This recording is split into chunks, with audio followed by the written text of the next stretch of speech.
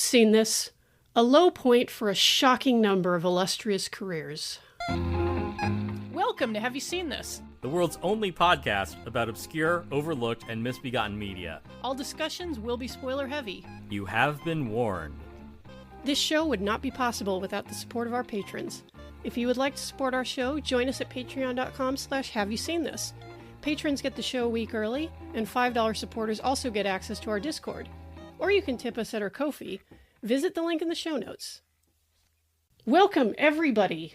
Today, Tim is once again absent, still in that bunker deep underground, but he should be joining me again next week before disappearing again. So hold your horses for that. But today we have got a live one and the perfect guest to talk about it. And honestly, I'm going to need the assist on this one because it's a doozy. But to introduce my guest, I have here Jesse Hawken of the Junk Filter podcast. Jesse, thank you for coming on. Thank you for inviting me. Lovely to meet you. By all means. And you have actually chosen as the topic one of the most notorious films of all time. There are very few movies that are as apt for this show because it really does inspire that kind of reaction. Like, have you seen that shit? Because fucking wow. What are we talking about today? We're talking about 1968's Skidoo, directed by Otto Preminger. Otto motherfucking Preminger. Like, let's all sit with that for a second because, like, goddamn. And somebody who had, like, an incredibly long career in Hollywood with his share of misfires. St. Joan comes to mind. Rosebud a little bit after this film. And certainly this film, which you could put in Urban Dictionary as an example of just an atrocious big budget misfire. And as befits a movie flailing around in the counterculture of the 60s, it's kind of hard to find the through line. So Jesse, would you be able to give us like the rough plot of this? The rough plot of Skidoo. Yeah, I mean, for what plot there is for this film. It's a social satire sort of from the perspective of the squares about the kids today. That's a really good way of putting it. And I will say this, it doesn't have that veneer of contempt that a lot of mainstream media about hippies and the counterculture had at the time. It's maybe a little bemused, but it sort of feels like a Dave Berg lighter side of like, that was just all I could think of watching it, is that it's like, this is kind of like an earnest attempt to at least understand the other side, even if it is sort of, there's still like kind of like a confused older man, like smoking a pipe being like, well, I just don't know with these kids. But if I recall correctly, this movie was somewhat inspired by the director's experiences with LSD, was it not? Correct. He was trying to find his way in the late 60s to remain relevant. I mean, maybe before we start talking about Skidoo itself, we should just sketch out the great Otto Preminger, one of the most important American filmmakers. Indeed. Perhaps undersung in this day and age because most of his great films were through the 40s into the mid 60s. Now he's thought of more for his volcanic temper than for his very sensitive films. Like he made a lot of films with a liberal subject, and he made a lot of films that pushed the envelope in the Hays Code era. Like, he was always pushing what you could get away with in Hollywood.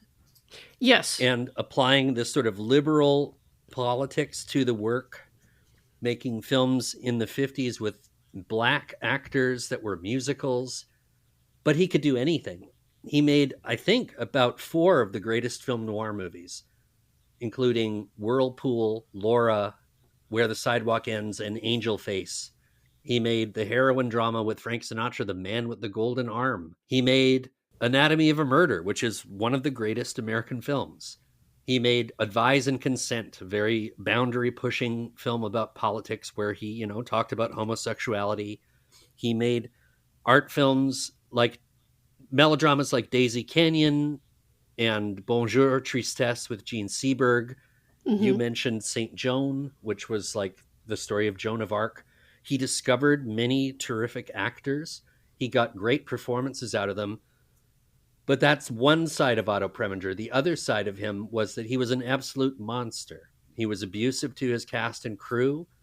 I've got like a list here of some of the terrible things that he did on the sets of the films and tormenting his actors. He was sort of an equal opportunity tyrant, though. He was certainly abusive to the women that he worked with, but certainly to the men as well. He threw his weight around a lot on the set. Like, he wanted everyone to understand that he was the great director, and he screamed at the crew all the time. He would interrupt actors in the middle of takes if he didn't like what they were doing. Like, very, very domineering personality. But you wouldn't know it from the films that he made. They were so sensitive. And him as a visual stylist, he would try to get as far away from the editing process as possible and move the camera to sort of compress time, and very elegant camera moves. When we talk about Skidoo, I'll point out that some of the camera movements and shot compositions are as good as anything that Preminger does all the time, except at this point, he's lost at sea. He does not know what kind of movie he's making and who would the audience for this movie possibly be. Yeah, he's trapped on a yacht named Mother. That's a really good summation of the career of Preminger. Like, I think you hit it exactly, because like obviously like a titan of the art with so many great films, but also monstrous in real life. Really can't put too fine a point on it. Like, just, if you just hear about how he treated Gene Seberg on Saint Joan, she was like a teenager and it was her first feature film. Yeah. Like, he did not have to go that fucking hard on this little girl, basically. And, there's so much else that's tragic about Gene Seberg, but, it was kind of all downhill from there. Well, I mean, an example of like, he was monstrous towards Gene Seberg, and she said, describing Preminger, she said he was the most charming dinner guest and the world's most sadistic film director. The worst thing that he did to her was they were filming the burning at the stake scene in St. Joan, and the bonfire actually caught the pyre that she was tied to. And even though the cast and crew were scared because a fire is burning all around them, Preminger demanded they keep filming. Jesus, that's terrifying. And yeah, I think she legit had like PTSD from that experience, because that's terrifying. And it's funny because like the other day I was just rewatching The Passion of Joan of Arc and thinking about it. I was like, the actress on that, and I can't believe I'm blanking on her name because she's great, but the actress in that would be like, wow, like I got off easy compared to Gene Seberg, because like Carl Theodor Dreyer supposedly was like a little bit of a martinet, but like compared to Preminger, like forget it. Another incredible story about his temper is that when he was working on Angel Face with Robert Mitchum, he kept demanding take after take of this moment where Mitchum had to slap Gene Simmons for real in the scene. And Preminger kept demanding more takes and for the slaps to be harder, to the point that Mitchum went over to Preminger and slapped him because he couldn't take it anymore. Only Mitchum would have the nards to get away with that. Mm-hmm. Another casualty in terms of an acting career was the actor Tom Tryon, who was his lead actor in The Cardinal. He was a young star on the rise, but he was so traumatized by the experience working with Preminger that he had a nervous breakdown that put him in the hospital. At one point, Tryon's hands were trembling during the scene because he was so scared of Preminger, and Preminger started screaming at him during the take that your hands are trembling and like, what are you afraid of? Tryon actually worked with him one more time on this movie called In Harm's Way, which he was afraid not to. Yeah, maybe. And Gene Seberg also worked with him again on Bonjour Tristesse. Maybe they were under contract or something that they couldn't get out of those contracts. But anyway, Tryon quit acting after In Harm's Way and became a novelist. He just was disillusioned by the entire art of acting just from working Yeah. at Preminger. Novelist, one of the most solitary professions, and you can understand why. Yeah, nobody's going to scream at you while you're writing the book, except maybe For your real. family. Right. Like, and what is it with guys from Austria? I don't know. There's Good something question. there is something about that particular culture that's wild, but that's beyond the scope of the show. But yes. So Preminger, great films, a little bit of a mixed bag, personally, maybe. And this movie, like as you mentioned, he was sort of flailing in an effort to remain relevant, much like quite a bit of Hollywood at this point. This was like right on the cusp of movies like Easy Rider, Bonnie and Clyde, like the Youthquake, basically. Yeah. And, the simplified version is that the studio system, being pretty hidebound, was still clinging to like these lumbering roadshow type pictures. The epics, the big budget musicals. And strangely, this movie is a little bit of the latter. It has musical elements. It has some actually pretty good songs by Harry Nilsson, who appears briefly in it. But it's still this like lumbering beast, like kind of making this attempt to be in a counterculture mode. And what you get is just something like, it's like they tried, but I don't, you know what it is? It isn't even that they tried and failed. It's that, and having watched this twice, I don't even know what exactly they were trying to do. And this is a mainstream film with money in it, like an outrageous cast that also skews a bit old. So that should kind of tell you like what kind of system we're working under. Like this is not like young Hollywood, like at all. No. There are people in young Hollywood who were on the periphery of being involved in this thing. But Yes. it was not being run by them. It was being run by the studios. The studios trying to figure out, as this big cultural sea change happened, how to stay relevant.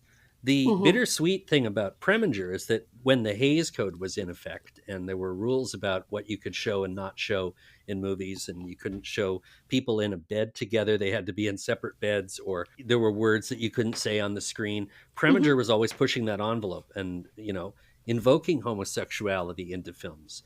In Anatomy of a Murder, I think I'm blanking on the terminology right now, but there were words that had never been said before in a Hollywood movie that were said in Anatomy of a Murder. But once the Hays Code ended and you could have a rating system and you could get away with things on screen, it was almost like Preminger didn't know what to do anymore. It was like he needed those boundaries and those restrictions. And he was 62 when he made Skidoo. So what does he know about youth culture? It's a big mystery to him. He's trying to stay hip. Yes.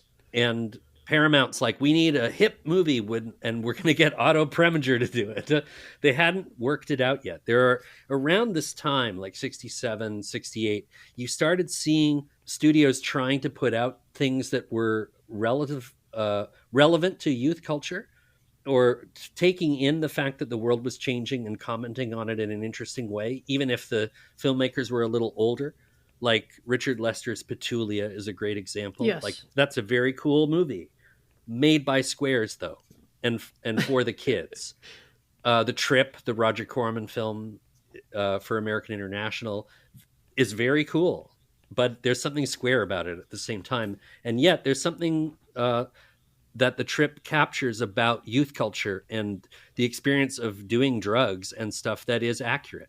That's a really good point. And the word square, I think, is very important here. And that is easily applied to many of the movies that took a swing at this new cultural relevance and failed. I think Skidoo falls into that category. I'm thinking of stuff like, Valley of the Dolls. Not Yes. Beyond the Valley of the Dolls, which is very fun. But the original but 20th Century yes. Fox one is very old-fashioned. It's very old-fashioned. Right. It could have benefited from like a Douglas Sirk type of touch, but they weren't capable of that at all. Or movies that did succeed that were actually made by younger people who actually were willing to take a wild swing. And a movie that this one reminds me of from roughly the same time, which unfortunately also flopped, was Head, starring the Monkees. Yes. Yeah. And in fact, when Skidoo starts, I was like, wait, am I watching fucking Head? Because great, I love that movie. Because it attempts a sort of satirical montage effect with channels changing on a television. And Preminger commenting on cinema versus television in that scene in an interesting way, too, because we see this sort of opening credit in CinemaScope, and then it gets shrunk into a television image. Yes. Like it's playing on the TV. And In Harm's Way, which is another CinemaScope movie that Preminger made, is also playing on TV when they're channel changing. And Preminger hated his movies when they were on television. He hated the pan and scan effect. He hated the sides being cut off. He hated the commercial breaks. And that whole scene is kind of Preminger complaining about the medium of television, I think. Understandable. He's just like me for real. Yeah. And in fact, he puts a line of dialogue in the mouth of Carol Channing to express this when she says, like, I don't like movies on the TV. They cut them to pieces. That's Preminger. That's like sitting there with Preminger while he's watching television. Yes, that's exactly right.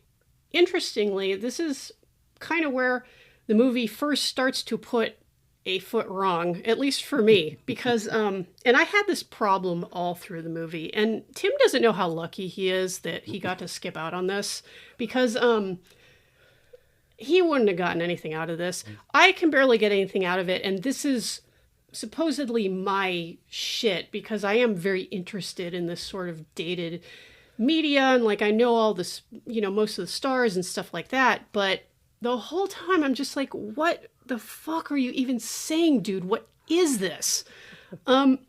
Because we start with Carol Channing's character Flo, who is married to Jackie Gleason's character, who hilariously is named Tony Banks, but he is not the keyboardist for Genesis. He's a gangster.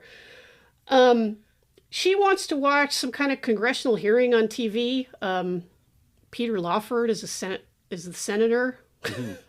Peter Lawford before he became completely pickled. But he doesn't want to watch that. So there's a brief fight between remote controls that she eventually wins. And that sets up another recurring theme of the film, which is this notion of push button technology. Now I say theme. I can't explicate it because I don't know what the fuck they were getting at with all the push buttons and the closed circuit televisions and the remote audio and what the fuck. I don't know if you want to take a crack at that now or later, but I open the floor to you. I think Preminger was mystified by all this new technology. He's like, you can change the channel by pointing this box at the TV, at the television. We must make this into a film. I'm trying to do my best Preminger.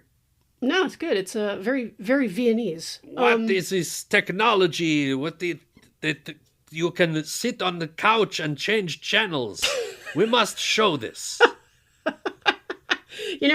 Werner Herzog imitations out. I say bring back Otto Preminger. Let's bring back imitations. Otto Preminger. Because that's some good shit. What is this tiny box with a button? I'm a huge Otto Preminger guy. I've seen a lot of his films. I hold him in high regard. And anytime I start thinking about Preminger again, I start thinking about all of his other films. This afternoon, while I was psyching myself up for this recording, I watched a few trailers.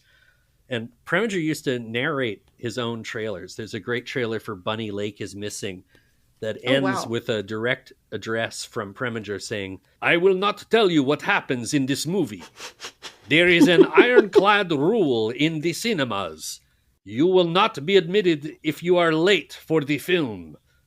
So, if you see Bonnie Lake is missing, check your newspaper showtimes and be there promptly. Otto, that's great. We got it in the can. Bring back directors yelling at the audience to show up on time for a movie. Yeah, for real. Wes Anderson would never. He just does like American Express commercials or something. Mm-hmm. But yeah, like a little, Hitchcock style, like, don't get your ass to the theater late because it actually matters. Like, don't watch the ending and then stay for the beginning of the next showing because that's how movie theaters used to work. But definitely a very like assertive authorial voice, and in fact, we do hear Preminger's voice in this film. Like at the end of the movie, like right before we go to the credits, which the credits are actually like kind of clever, but yes.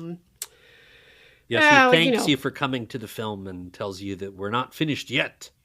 Yeah. And, honestly, if Otto Preminger told me, like, to stay in my seat and watch the credits, I'd be like, yes, sir. Exactly. Well, he could be screaming at you. Yeah, like, please don't yell at me anymore. I'm very delicate. I'm going to crack like Gene Seberg.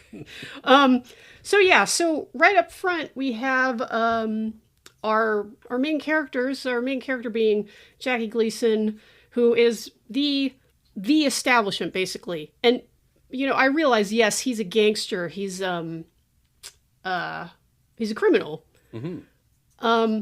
But doesn't that like really kind of like sum up our cultural institutions, man? Like they're all crooks.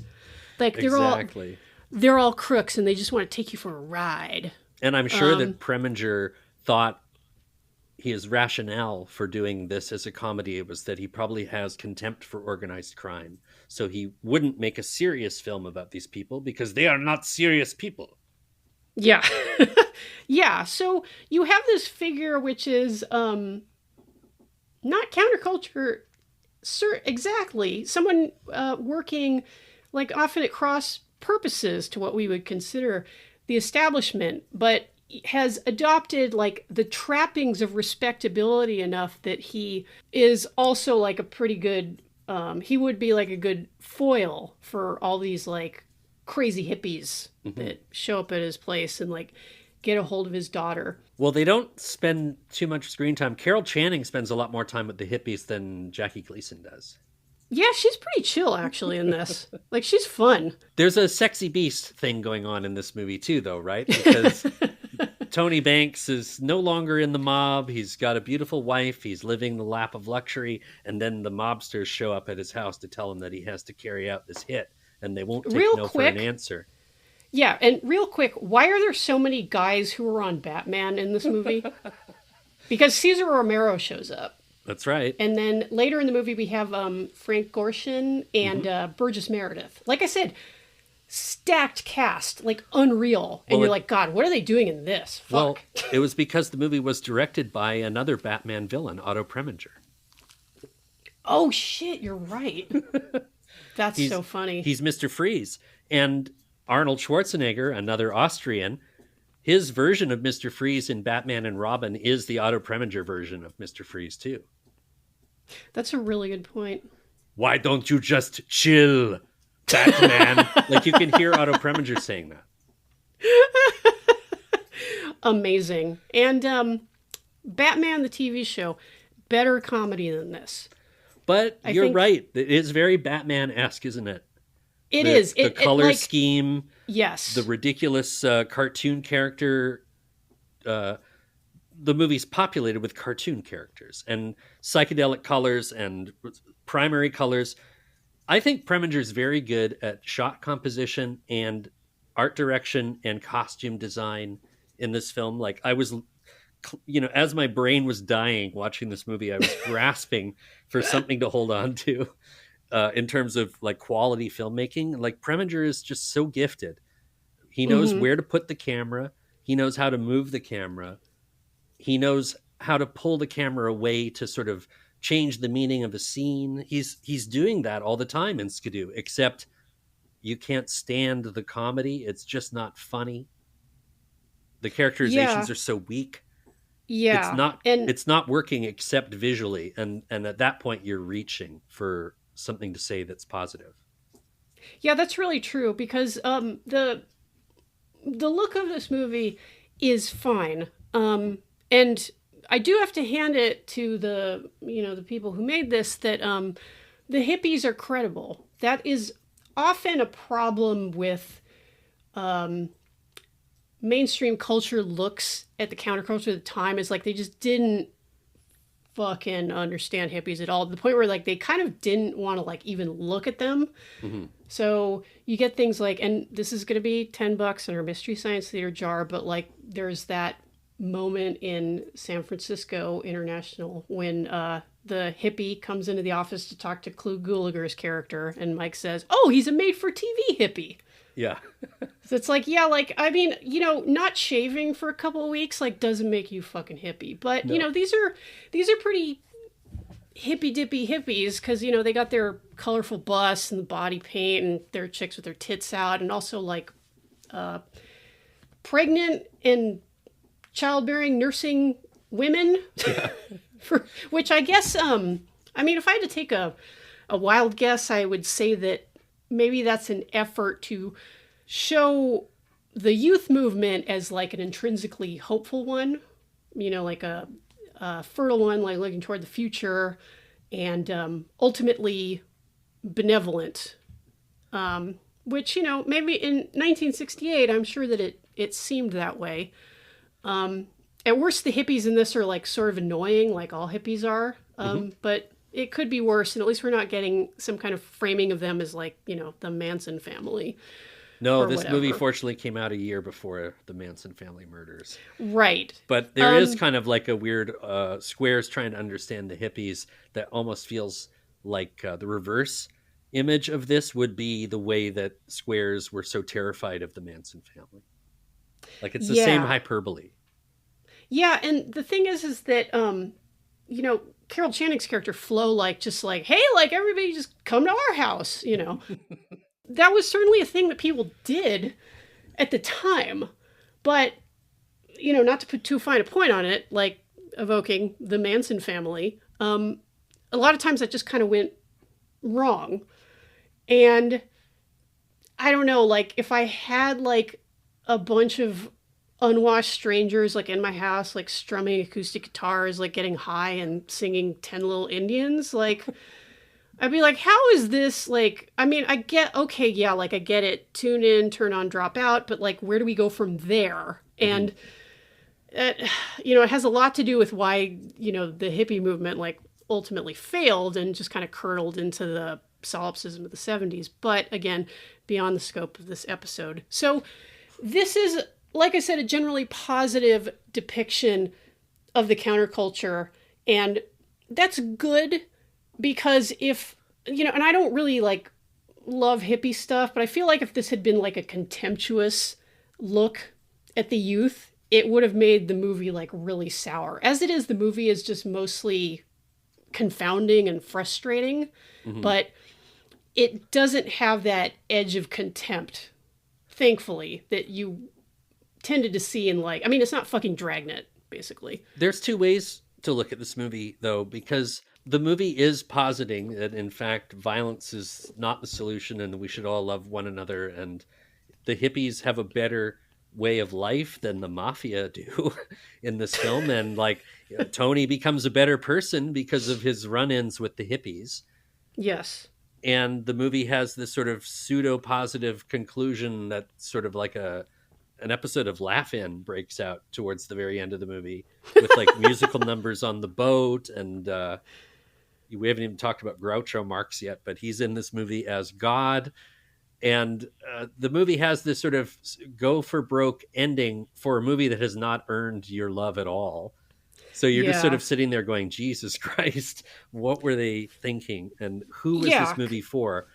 But I also think that beyond the sort of benign positivity of the hippies, I think this movie is very nihilistic in many ways, that, like, Preminger doesn't have any hope for anybody in this movie. Like, I don't think he pictures a better world. He just says, look at the crazy world all these people live in. He seems to almost be like saying, well, if this is the way the world is changing, I don't really want to be a part of it.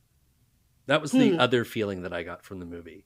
There's a sarcasm to the loony sort of behavior in this movie that it sort of feels like Preminger's ultimately making fun of everybody in the movie, not just the hippies. Interesting. And yeah, I think that could be like the most like sound interpretation. Like maybe I'm giving Preminger and company like more of the benefit of the doubt than they deserve, just because I'm so surprised to see a mainstream picture like actually engaging with the counterculture instead of basically treating them with kind of like fear and contempt entirely. And to go back to what you mentioned briefly about how the ending like builds up to this big musical comedy climax, it did make me think of actually the film which I initially suggested to you as a topic, which is What's New Pussycat.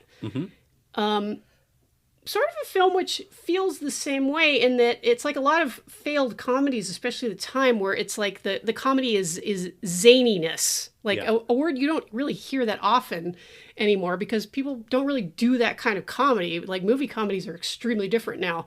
But it's just like, oh, isn't it all wacky? You know, it's like all those comedies that have like a poster by Jack Davis. Yes. From Mad Magazine, where it's like a million characters and they're all like, you know, galloping through the frame, and you know, there's oh my God, there's policemen and a duck, and I don't even know what that is. You know, that kind of craziness. That's kind of the movie that you get here. And this was another thing that I wanted to mention earlier was this movie is ostensibly a comedy, and we've talked about some stupid shit on this show. And the stupidest comedies that we've covered, like there has usually been at least one time where I popped, where I laughed, even if the gag was just so juvenile and stupid. I was like, okay, like I'll give you that movie. That's pretty fucking funny because I'm a child. I didn't laugh once at this movie. I laughed once.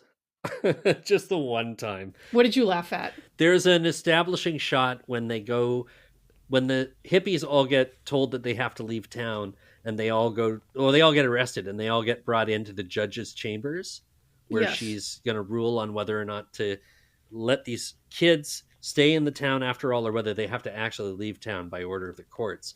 But when that scene begins, we see this big yellow mural on her wall, and it says, "Beautify society, get a haircut." I don't know if you noticed that, but I was like, that's funny to me. Like, that's like a funny little visual joke of like the nastiness of the culture that these hippies are against and how much advertising is involved in the oppression of people. So I like that. And that's a theme which was touched on, I think, more successfully in Head, because there is quite a bit of usage of mass culture and, you know, crass commercialism. But the point really comes through with clarity in Head. Here it's like a little more confused. Also, like the other thing, speaking of things that are also not very funny, do you notice the portrait of the governor of California on the wall? It's like, oh God, this asshole. Yeah, that's Ronald Reagan up there. Delightful. Yeah, I mean, this movie was, it predicted a couple of things. It predicted Reagan in some ways, and it also predicted something else. Can we segue to the LSD sequence in this movie, which is the reason why people still remember Skidoo? Absolutely. Because that's a really key point. Here is the acid trip. This is why people remember Skidoo. This is also why Paramount, for the longest time, just didn't let anybody see Skidoo. After the death of Preminger, his estate kept a tight hold on Skidoo, and I have a funny story for you. In Toronto, at our Cinematheque, we had the great film programmer James Quant. I used to work in TIFF, and I used to assist the Cinematheque all the time. So they put together this very comprehensive Preminger retrospective. I saw a lot of the films during the retro. So I got to see for the first time in my life Advise and Consent on the big screen and Bonjour Tristesse, but they didn't have Skidoo. And I thought, why would you do a big Preminger retrospective and not show a print of Skidoo. They did show Such Good Friends, a movie that he made a little later.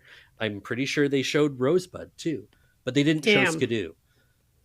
So I asked James, I was friendly with him. So I said, why isn't Skidoo as a part of this Preminger retrospective? And he lit up because now he could finally talk to somebody about Skidoo. Because there was a reason. He did ask the Preminger estate if they would be able to include Skidoo, because he'd gotten a few other rare films from the Preminger estate, but they would not let him show Skidoo. They said no.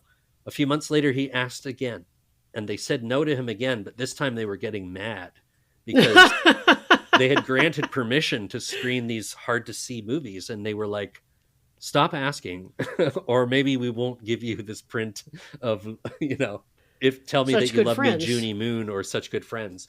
So years later, there was a retrospective in the States where they showed Skidoo. It wasn't a Preminger retrospective. It was like films about California architecture. They got permission to show Skidoo. So Quant reached out to the programmer and like, how did you do it? And he said, because we weren't showing the movie because of its cult reputation or because of Preminger. We were showing it because we were showing films about architecture in San Francisco. So we were showing Vertigo and the Kaufman Invasion of the Body Snatchers and Skidoo because it has some great location photography in San Francisco. Alcatraz, Coit Tower. Yeah. So that's how they got around it. In the ensuing years, though, it's become much easier to see Skidoo because I had been waiting to see it. I don't think I saw it for the first time until it came out on DVD when they finally put it out on Olive Films. That transfer is a very nice transfer, and it's on YouTube. If you're excited about this movie, hearing us talk about it, you should check it out.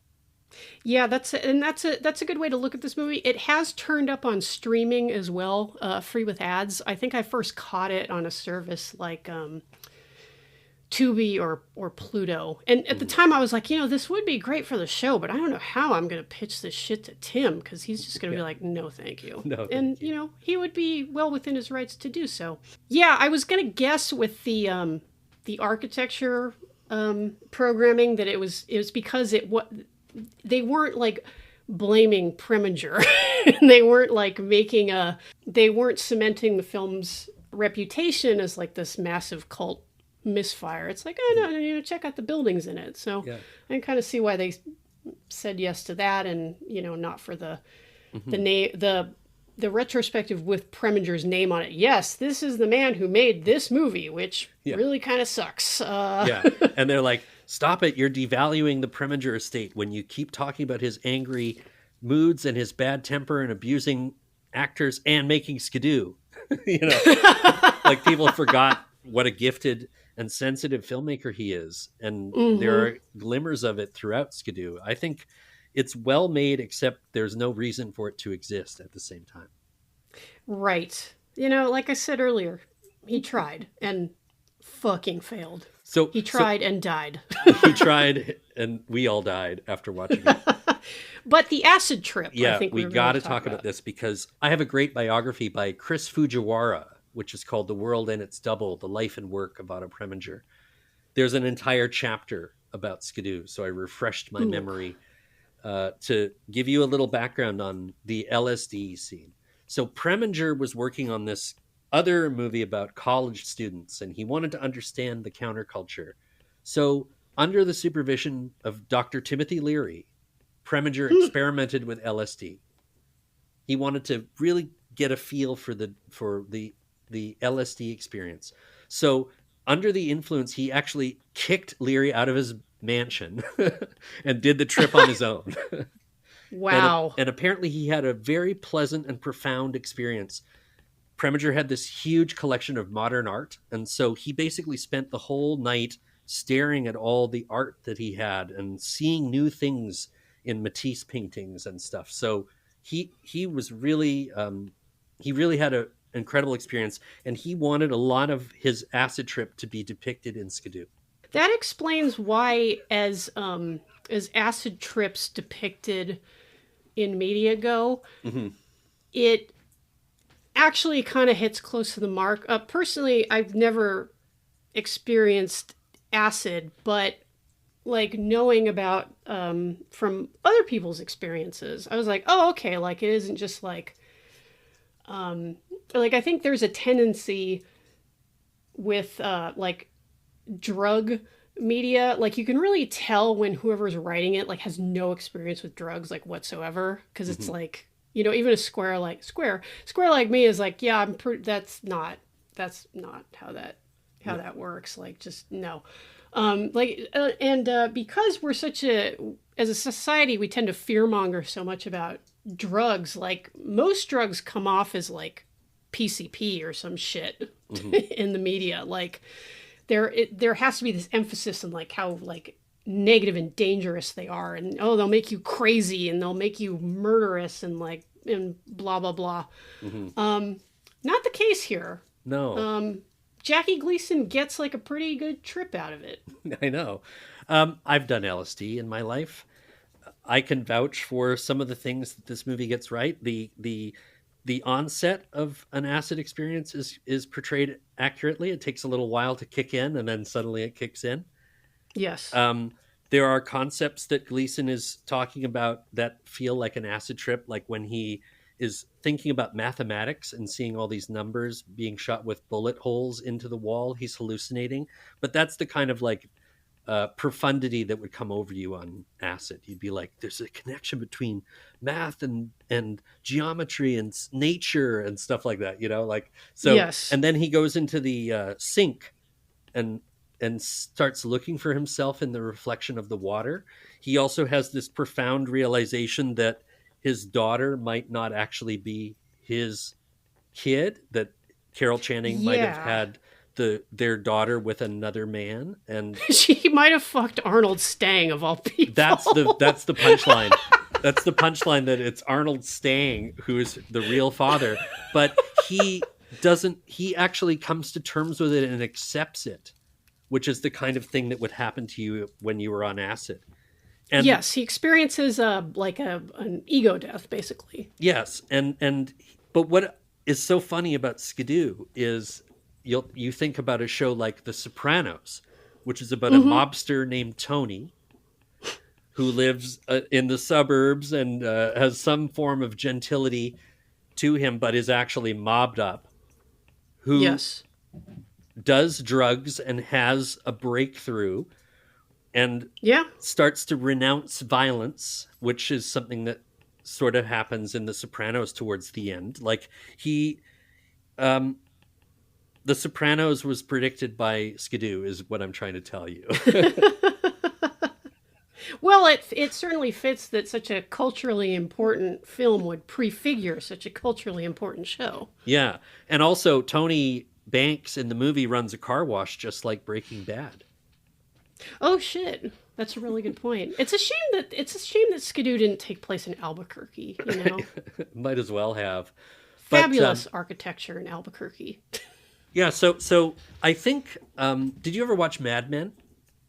I've seen like some episodes, so I know like roughly the parameters. I never got into it though. There was a good episode when the 60s were in full effect, and the Sterling Cooper ad executives who are now on the other side of youth and are starting to realize that they're behind the times and they're now too old for the women they're interested in, and or more to the point, the women aren't interested in them because they're too old. And they're having this sort of, I guess, a form of ego death. And there's a memorable moment where Roger Sterling, the sort of sleazy guy at the office, and his wife and their friends drop acid to sort of see what the fuss is about, as they say. And the experience is kind of semi lost on them because they're not kids anymore. And that sort of stuff in Skidoo I find interesting. The idea of middle-aged people trying to tune in, turn on, and drop out, and not getting it because it's not really something you should be doing at your age. Yeah, I think it's easier said than done, and it's like there is a reason that it's like that hippie culture was a youth movement, because it's like, when else are you just going to leave your house with nothing but the clothes on your back and a guitar and like go live with your friends in a hovel, basically. I mean, you can only tolerate that kind of thing when you're like 19 or 20. It's like, it's like thinking back on how you lived when you were at college and just going like, oh God, ugh, I could never do that again. Or like, traveling and staying in youth hostels. Like, I've stayed in my share, and there was a point where I was like, fuck this. Like, I don't care if the hotel is like $300 a night. Like, I cannot do this anymore. I've stayed at hostels, but sometimes when you'd be at a hostel, there'd be somebody who was like in his late 50s staying there by himself, like, it's kind of like, it's not really your scene anymore, man. Like, actually, the budget traveler, but like, do yourself a favor. If you love traveling, stay at a nice hotel when you get older. Yeah. Like, get a real bed that is not a bunk bed. You deserve it, man. Yeah, for real. Yeah. So, and that's why a lot of this movie just seems so weird, and not just like, the attempts at weirdness, like trying to place it within like this cultural context. I mean, like the kind of weird where it's like, I guess, but I'm really not picking up what you're laying down, man. And I think that was why I was also very confused by the movie's quote unquote story, because I really had a hard time figuring it out. And I still do when I think back on it, because the main bone of contention in the movie, and what is like sort of this catalyst for Tony Banks to go on this spiritual journey, is that he has been tasked with kissing another gangster, which is very funny because like that predicted the era of YouTube where you can't say certain words without getting demonetized. That's a good point. So instead of kill, they say kiss in this movie, and I'm sure if they said, I can't kiss him. I'm done with kissing. Yeah, like it's like YouTubers saying sewer slide or whatever, or right. A really good one for pedophile is PDF file. Great. Anyway, so Tony has been asked by a gangster named God, who is the supreme being of this thing of ours, basically. He's the capo di tutti. Says you have to kill this gangster who is also your friend and like the godfather to your child. Yeah. But I want him rubbed out. I don't care. And so Tony has to be in prison to get to this gangster to kiss him. But when the plot kind of like was set in motion, I was like, okay, wait a minute. Like, I'm already confused, because why is it important for us in the audience to see that Arnold Stang's character gets shot to death at the car wash? Because that doesn't really seem to matter. And then like Cesar Romero's like, oh, get rid of the car that he's in. And I swear to God, like Carol Channing's character is just driving it in the rest of the movie. Cause it's like a tan, like a Charger, I want to say. Nice car. I also like that sequence where Tony infiltrates the guys that are being delivered from a bus to a boat to Alcatraz, but they do a washroom break along the way. And so you see and that's how they do the switch. And it's an unbroken shot of a row of men getting out of a bus, going into this public washroom and coming out and getting on a boat. But we see Tony infiltrate them. Like he's been waiting in the washroom, and then when all the men come out, he comes out with them, and looks pretty anonymous, so nobody picks up on it. That's a good little shot there. That's an example of how good Preminger is at compressing a sequence into one shot. Yeah, and it also begs the question, to what end? Exactly. Because it's like, oh, that's really cool. Like, I don't know that the plot like really justifies this like level of prestidigitation and trickery. Yeah. Because again, I was, when that sequence comes around, you're like, wait, I thought that he wasn't gonna do it, but now he's doing it. Well, they killed Arnold Stang. He has no choice now. He knows they're serious. I guess. I mean, nothing against Arnold Stang, but he seems like one of those disposable flunkies who's kept around by a gangster for, pretty much this exact purpose. Like, he's useful when he's alive, but, Yeah. If he gets rubbed out, it's like, I can always get another one. And then the movie gets even more confused when Tony's in jail and his family doesn't know where he is. So, and this is his wife, Carol Channing, Flo, and I think Alexandra Hay plays his daughter, Darlene. Very fetching. Yeah. And so they have to go through this whole rigmarole to try to figure out where he is. So to that end, they both attempt to brace this younger gangster played by Frankie Avalon. That's kind of funny. Remember Frankie Avalon? Most beloved for his cameo in Casino when he shows up on the 8th Rothstein talk show. Oh shit, that's right. I forgot he was in that. He's really funny in it. Yeah, because of course, the thing is that Frankie Avalon is like pretty funny in this movie, given what he is required to work with. Yeah. I believe that this movie actually did hurt his career. I'm sure. Which maybe explains why you'll later see him in shit like The Million Eyes of Sumeru. Yeah, because you want to talk about movies that don't make any fucking sense. Like, yeah, but the Beach Party movies were only a couple of years earlier, so this was like him changing his image too, and people didn't like it, or they associated his new image with Skidoo.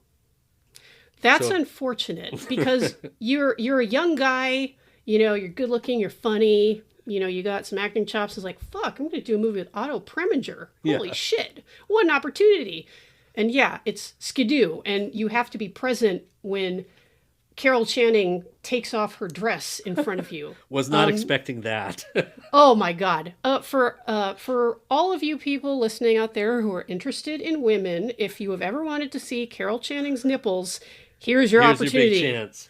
Yeah, she got right down to her bra and underwear too. I wasn't expecting that at all. Yeah, and also hosiery fetishist.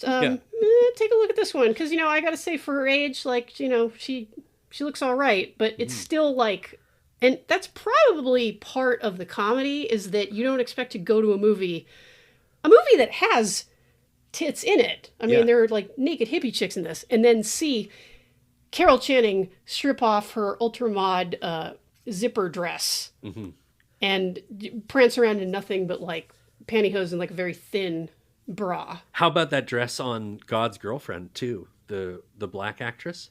Yes, Daniele Luna. She was a last-minute replacement for Faye Dunaway, by the way. Oh man, Faye, did you ever dodge a bullet? Oh, wow. Yeah. Geez. Yeah, I did not know that. That's very funny. And I think this is right around the time when Faye Dunaway did Bonnie and Clyde, right? What was that, 67? Mm-hmm. Her screen debut was in Hurry Sundown, directed by Preminger. Oh, okay. And she was under contract to him, but she hated working with him so much on Hurry Sundown that she sued to get out of her contract to be in Skidoo because he was going to require her to be in it. And he had to, he took her to court when she said that she wouldn't be in it. And she had to do a cash settlement to get out of it. Wow. But the model, Luna, she was going by the name of Luna at the time. Yes. She's banging in this movie. She looks great. She looks like a supermodel. A presence, yes. Yeah. And in fact, she was, I believe, considered like one of the very first supermodels, and you can certainly see why because she's so striking. Yeah. Unfortunately, died very young. Oh, that's too bad. I think in 1979 of a heroin overdose. I'll say this, like I don't, it's great that she's in this. I don't know what the fuck the point of that character is. I know. It's just I mean, just that she goes from man to man to man, which is fine. It's like, but it's like, what are you getting at with this? Like, why does she like hop into all these beds and then end up marrying Frankie Avalon's character at the end? What is happening? Preminger saying, "Oh, I've got a great idea for the screenplay." wouldn't it be hot if she just fucked everybody? I don't know. Like, and yeah, like the dress is very cool. And when she first shows up, she's got like those long, pointy, like nails. It's nail extensions or whatever. Yeah, Fake she's nails. she's amazing. She looks great. Yeah, like just gorgeous. And she's Groucho Marx's mistress, which is very funny. We haven't gotten to Groucho Marx yet. We need to talk about this. Yeah, I think this was one that he regretted. Didn't like his performance in it. He didn't like his performance in it. And nor did Otto. Otto was mad at him. Otto forced Groucho to put the grease paint mustache on and to darken his hair. Yes. But Groucho was 78 years old. Oh. And he's being forced to do the Marx Brothers era Groucho. Having said that, though, I love Groucho so much that he had a lot of screen time in this movie and I enjoyed seeing him. But I knew that he was there against his will. Yeah. And, he gave it a shot. I'm sure that he was like as confused by the material as everyone else who has ever watched this movie. A big reason why this movie has like any kind of a reputation is like, yeah, it's the movie where Groucho Marx plays a gangster named God. And smokes weed at the end. Yeah, which, hey, that's cool. And I believe Groucho also did experiment with acid as well.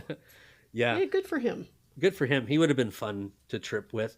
But yeah. Anyway, so Jackie Gleason was watching the way that Otto was treating Groucho, screaming at him in front of the crew, making him dress young and making him look young for the movie, telling him that he was reading the lines wrong and stuff.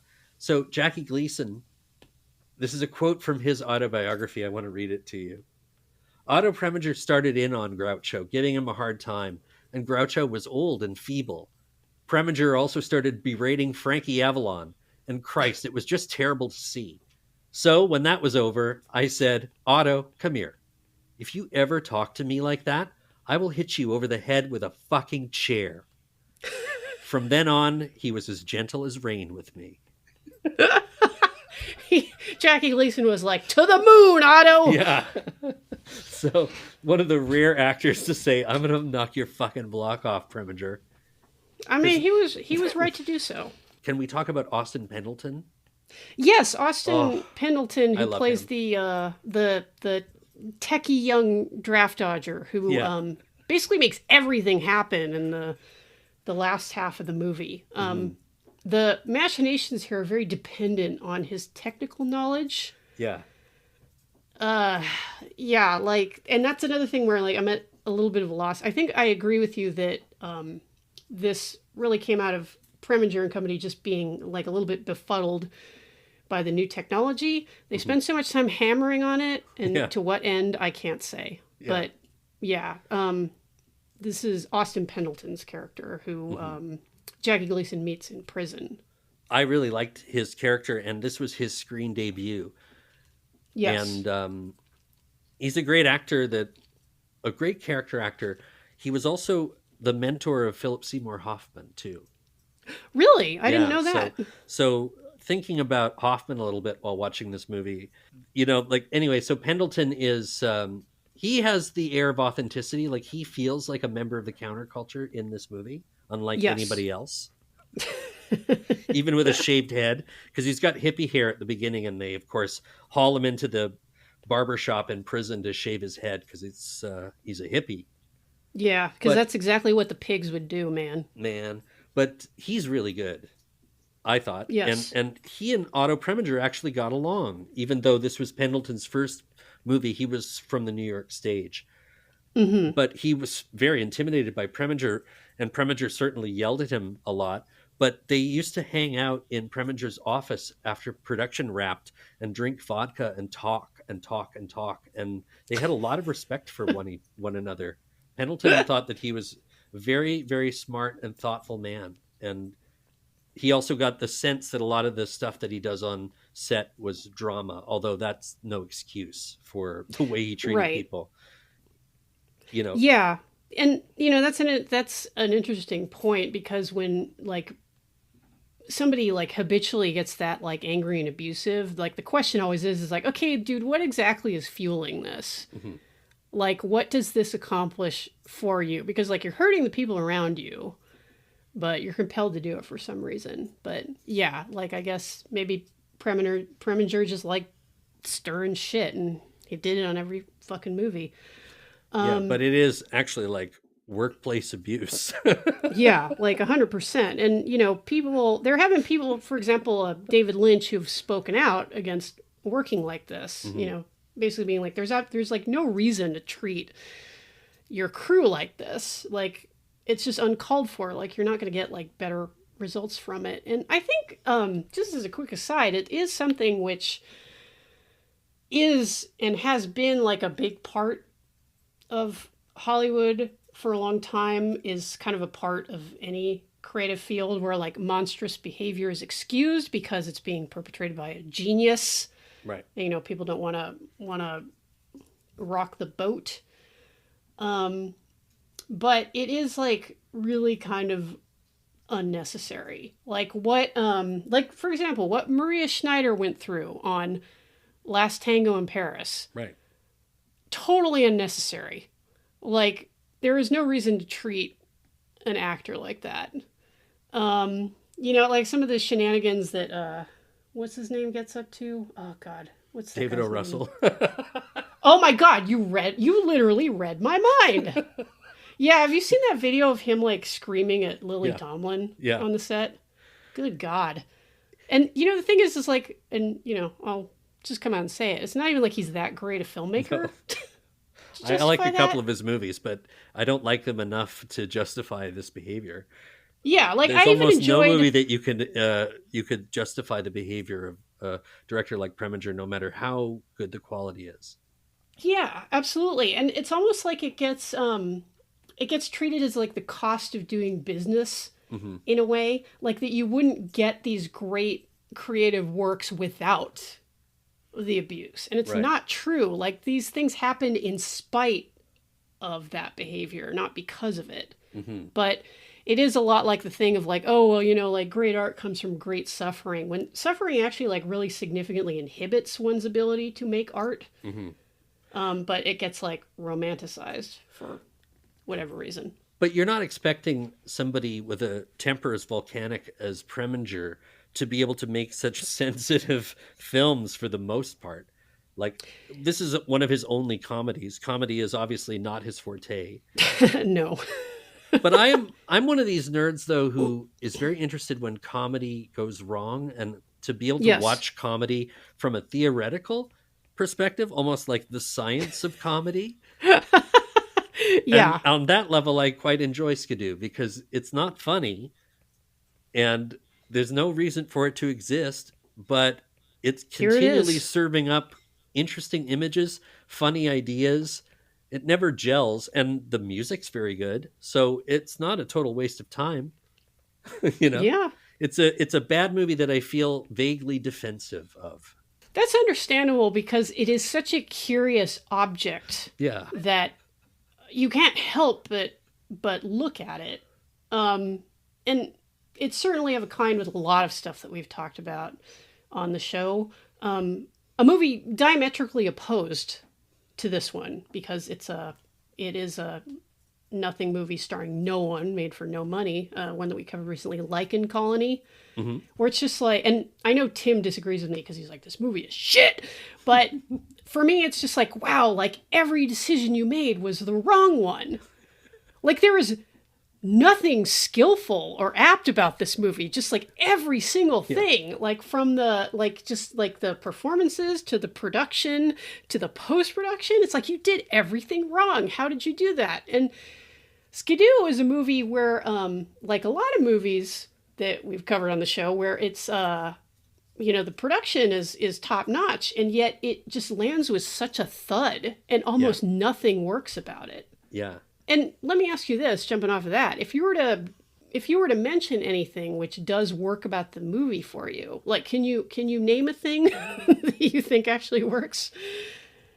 I would say, tough question. I would say that Preminger is constantly in the movie displaying his craft even Yes. if the movie is kind of an eyesore in so many ways.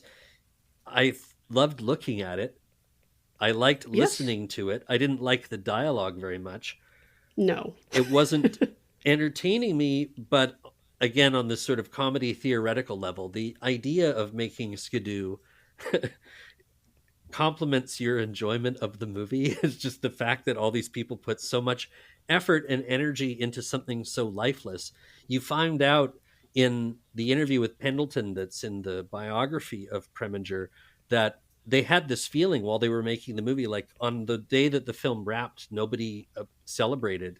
They were just so day in and day out, they just saw Preminger just basically flattening this any potential this movie had of being funny or good into being like an Otto Preminger movie, like just so humorless in so many ways, or forced jollity.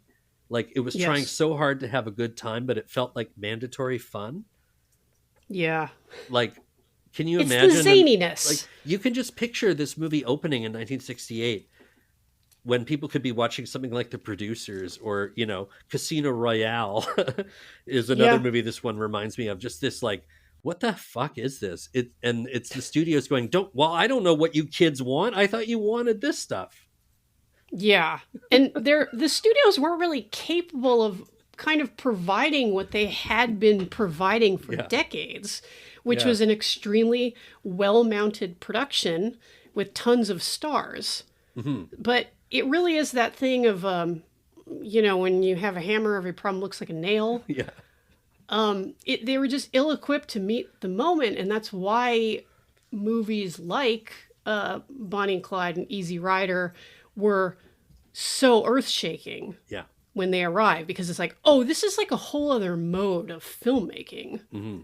That while it's still Hollywood, it's definitely like incredibly disruptive. Mm-hmm. And, you know, that's kind of where you got the new Hollywood. Hollywood was dragged kicking and screaming into the 70s, and we actually got like quite a few good movies out of it. But, you know, then it became the 80s, and oh shit, there's Reagan again. Fuck. Yeah, I know.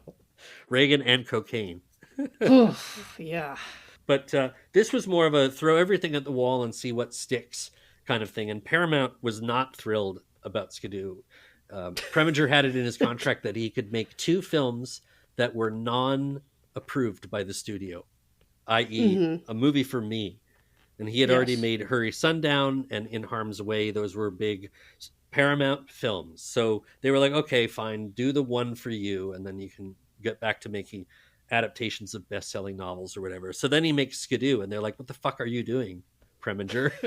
This is supposed to be the Christmas release for Paramount Pictures, and it's about Jackie Gleason and hippies and acid trips made by an elderly man with elderly stars that are of no interest to the kids that we're trying to get out. It was like they just didn't know anything anymore about what was popular and what was cool. And on that level, this movie is so much fun to watch. Yeah, because it is such a misfire. Yeah. And it's not on the Lichen Colony level of like, wow, like literally everything about this is wrong. It's that enough of it is done quote unquote correctly that it just makes the whole thing so bizarre. Mm-hmm. Which is funny because like they, you know, because it was an effort to make like a counterculture kind of a movie, like they were going for a certain kind of weirdness, but they got like the other like uncomfortable kind of weirdness. Yeah. They got the weirdness where the lights go down, the packed house watches Skidoo, and then about 20 minutes in, people just start getting up, and then eventually whole rows start getting up. Like people just bailing on this movie. They're like, what is there to hold your interest if this is if you're not looking at it as anything but like a weird aberration of cinema? Like sitting down and watching this movie expecting to be entertained in a general audience sense, this would be like an outrage. They would be so mad at this film. Yeah, and oh God, can you imagine paying like a whole $1 to see this? Yeah. I want my $1 back. I'll take a voucher. Yeah, and that's another thing about this movie and I know, like, I very unfairly I pressed you to name something about the movie which works. Um, this is not. This does not fit into the category of movies on the show where it's like, wow, people were really unfair to this because it was just simply on another wavelength. Yeah. And people didn't, to use the terminology of the time, they didn't grok it, man. There's no, like, there are no, like, hidden gems here. No. It is just completely stupefying. And it's amazing how long it feels. Mm-hmm. Like, It's for the just second... over 95 minutes or something, but it feels much longer. Yeah. Like the... I think we spent a whole hour in the prison. Yeah. Like the prison breakout is interminable. Yeah.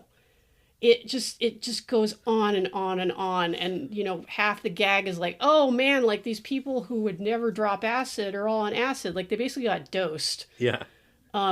Which is it's a not chill way to introduce someone to drugs. Like, don't do that. They're doing it though to like get out of the prison, which, okay, whatever.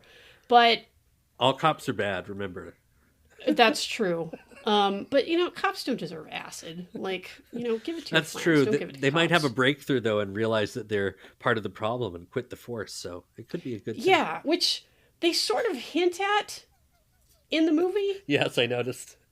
Like you see Burgess Meredith is like I think I forget if he's the warden. He's the warden. Yeah. He's trying to conceptualize like a new form of prison, but the movie isn't smart enough to like go down that road with anything like really productive. It's like, oh yeah, like we'll put rapists in the same prison, same cell as rapists. It's like, didn't you already do that? Like, I don't get it. I just feel like he's trying to come up with a pitch for Oz or something. Mm-hmm. Well, Preminger kind of predicted supermax prisons in a way, didn't he? The electronic devices everywhere and the sort of robot voices and stuff like that. That's true. That's pretty forward thinking from Preminger because that was the land of science fiction in 1968. Yeah, because it is a maximum security prison. It's basically like Alcatraz. It's located on an island. It's like the prison in Face Off too. Oh yeah, yeah. That they don't have the metal boots, but it's that kind of panopticon feeling. Face Off, of course, being like one of the most important texts when one is considering questions of law enforcement and yes, prison abolition and whatnot. But that's for another episode. Yeah, and you actually hit upon something really interesting that it does kind of predict like sort of the end result of what passes as carceral justice in America, like the panopticon, like and the surveillance state. But because the movie is so featherbrained, it's just kind of like all you get out of it is just kind of like, oh yeah, they probably would do that, make them like push buttons to answer questions and stuff like that. Like it doesn't hit with you in that way of like, oh shit, like that's actually like really, that's really pointed and, it really makes a point about it. It's like, no, it's just like, push button justice, huh? It's like, okay. Cool. It is like the remote control for your television, only in prison. Also, if we gave rapists acid, maybe they wouldn't rape so much. Yeah, that was a clunker of a joke, wasn't it? Yeah. Again, it's like, buddy, I don't know what you're getting at with this.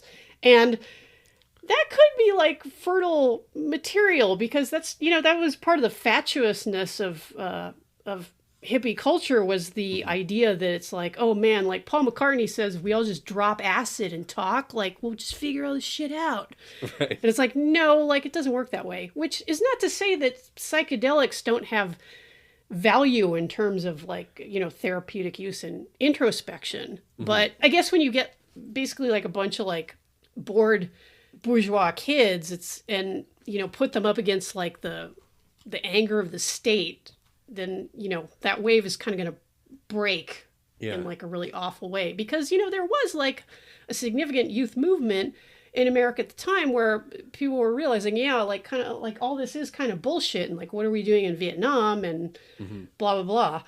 And we saw like how hard the establishment like cracked down, and we're still feeling the ramifications of that today. I mean, we are still, as a society, terrified of youth activism. Like, look at what is happening on college campuses right now with like the conflation of anti-Zionism with anti-Semitism and the way that the state is currently cracking down and arresting people and deporting them for expressing their opinions.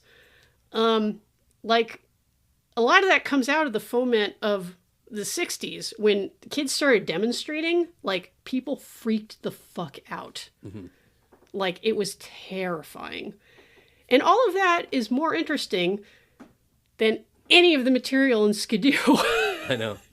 Because we don't really get any of that. Like, even with Tony Banks' daughter, Darlene, like, you know, he's mad about her hanging out with these hippies. In fact, he calls one of them a faggot, which is like, that's not chill.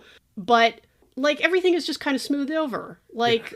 Her mom is just like, oh, hey, like, everybody just come to my house. And, you know, and then Darlene gets married to John Philip Law at the end. It's like, okay. Yeah. Well, that's cool. No friction. That's Preminger telegraphing what he's making here, which is a farce. And most farces end with a wedding. And in this case, 3 weddings. True. And they have that sort of, you know, oh, well, you can just come stay at my house. It's like the stuff of a frothy Broadway farce, except a big screen version. Carol Channing, a Broadway icon, being in this movie, singing, and not singing very well, but singing effectively for what she's doing. You know what I mean? Oh, God, that fucking song. And it gets stuck in your head. That's Nilsson, man. There are some good songs on the soundtrack. Yeah, no shade to Nilsson, because he's very good at what he did, but this is not it was not in the service of like very memorable material. But but they're the things you think about when you think about Skidoo later. True. This movie is legendary because I don't think it's happened again, maybe not in the English language, where the entire end credits are sung by Harry Nilsson. Yeah, and that's delightful. He does a really good job. He always had like a really nice voice. Well, except during the Lost Weekend with John Lennon. That's where he destroyed his voice. But I do like that album though, Pussycats. But lovely songwriter, lovely orchestrator, working very well with a little orchestra.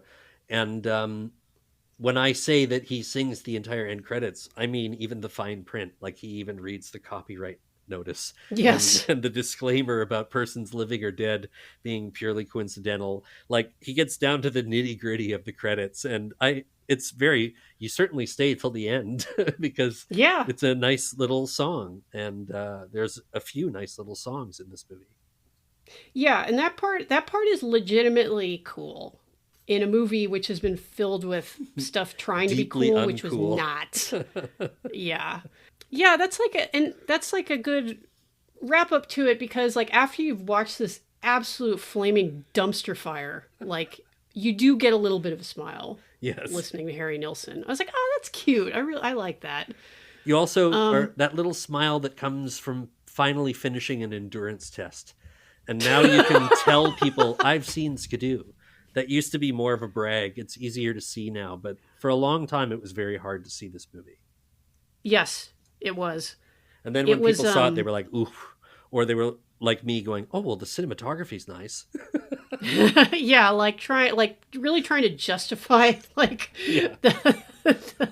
the just digging this up, because it's not one of those movies where it's like, oh, like it was such a shame to keep this under wraps. And I think everything is like worthy of being seen with like very few exceptions, because and certainly that's the mission statement of the show, is that you can learn a lot from absolute trash. Mm-hmm. I mean, barring stuff that's really malignant, like fucking Birth of a Nation, which like I still believe like should be seen, but like properly contextualized. Yeah.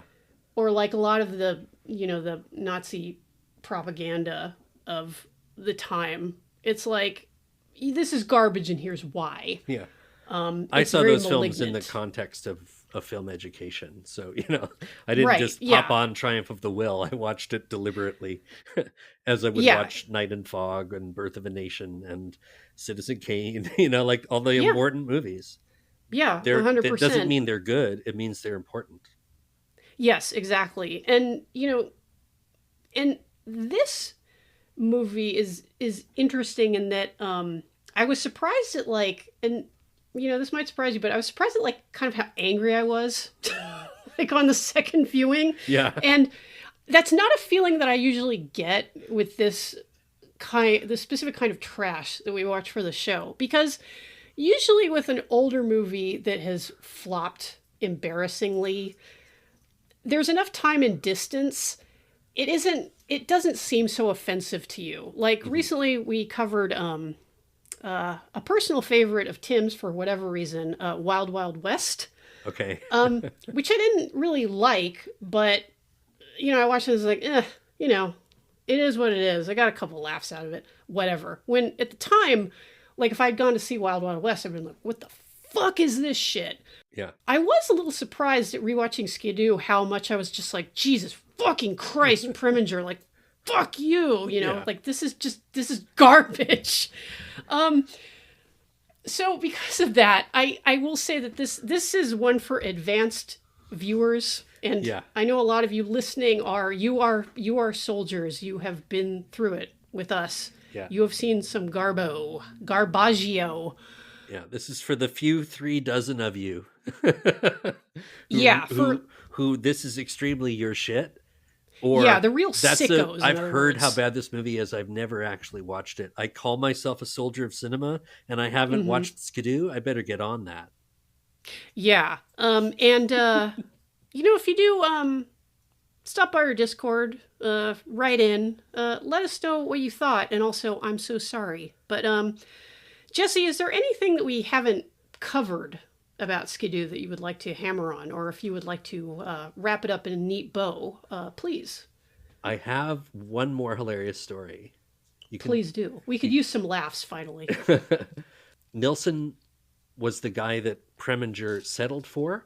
The guy that Preminger wanted to do the music for Skidoo was Bob Dylan.